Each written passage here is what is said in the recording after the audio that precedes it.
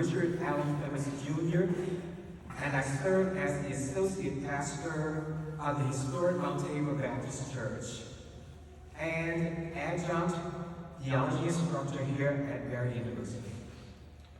The ministerial concern that motivated my thesis project emerged out of a noticeable lack of consistent theological preparation for ministers of music and church musicians in the Florida East Coast Baptist Association, and the residual attenuation of theologically informed music within their respective ministries. This concern is significant because it impacts ministers of music and churches musicians' ability to effectively lead worship while perpetuating the theological and cultural heritage of Black Baptists. This concern is also significant because the continual practices of theologically uninformed ministers of music and church musicians bleed into each gathered assembly and rehearsal, a gnawing suggestion that neither the Florida East Coast Baptist Association congregations nor the ministers of music and musicians that serve them are guided by a solid biblical or theological point of reference. My African ancestors spoke to me through a proverb saying, to go back to tradition is the first step forward. Now, heeding their wisdom, the following ministerial question emerged.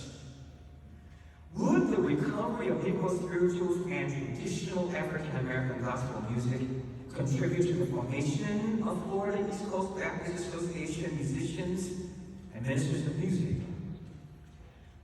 This project raised theological issues related to our identity in God due to escalating assaults by other musical forms on the song theology of the Black church. In response, a theology of Black liberation drove the investigation within this thesis project, aiming to retrieve a radical practice that is unapologetically African, African-American, spirit-driven, and theologically grounded in and through Negro spirituals and traditional African-American gospel music. Using Robert London Smith's Black existential theological hermeneutic, this thesis project executed a cross-study method to analyze the current level of formational resources provided by the Association for Ministers of Music and Church Musicians, and its theological impact on their current ministerial practices. 18 ministers of music and 18 church musicians participated in an online survey and focus groups facilitated in the northern and southern divisions respectively.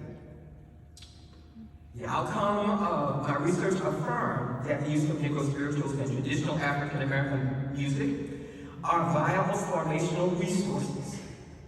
These findings led to a second practice, proposing the expansion of existing Certificate of Progress program courses, namely 9019, Interpreting Negro Spirituals, and 9020, Dynamics of Gospel Music.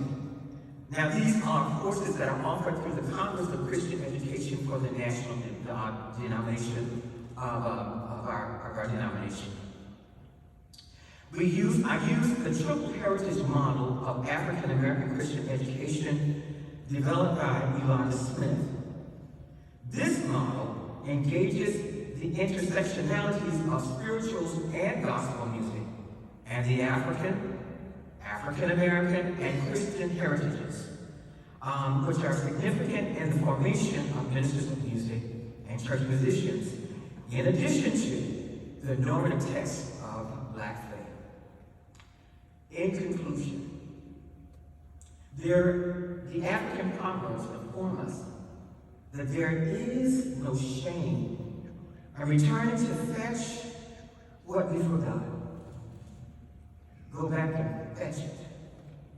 As earlier stated, to go back to tradition is the first step forward. These are the words and songs of our ancestors. Sankofa, Sankofa. Believe I'm on, see what the end will be. Believe I'm on, see what the end will be. Believe I'm on, see what the end will be. There is something at the end that's waiting for me. Sankofa.